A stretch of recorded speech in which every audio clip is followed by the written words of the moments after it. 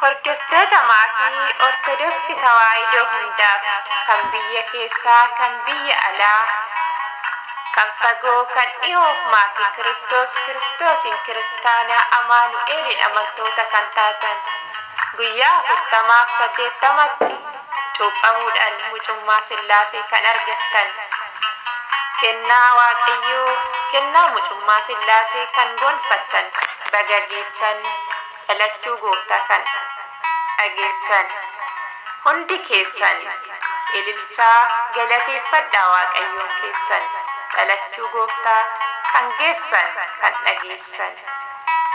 Hordoftoota maatii Waaqayyoo baga geessan isiniin jechaa gammachuu fi ililchaan galateeffannaan ana obboleetti keessan dadhabduu cubbamtuu kanan ta'e sababeeffachuu ayyaana dhalachuu gooftaa keenya Iyesuus Kiristoosiin walaloo gabaabduu tokko qabadhee gara keessan dhufeen jira.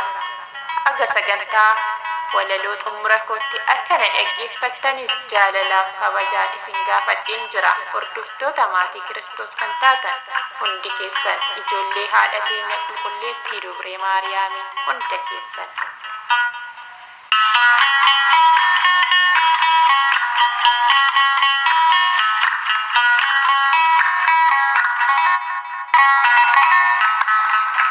Kallattumaan gara walaloo kootti isin dabarsa.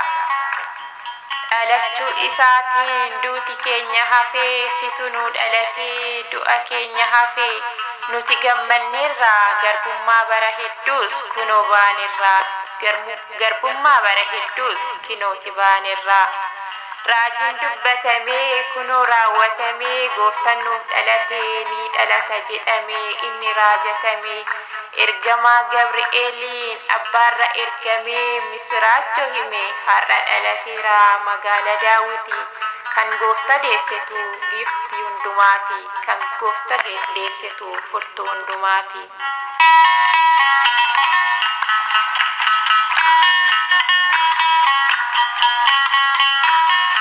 Gammachuun faarsanii yeroo dhalatetti ergamoonni samii karaa baha biiftuu warqee ixaanaa kunoo dhiyeessanii gooftaan dhalatee yaa saba Waaqayyoo baga dhageessanii gooftaan dhalatee yaa saba Waaqayyoo baga dhageessanii.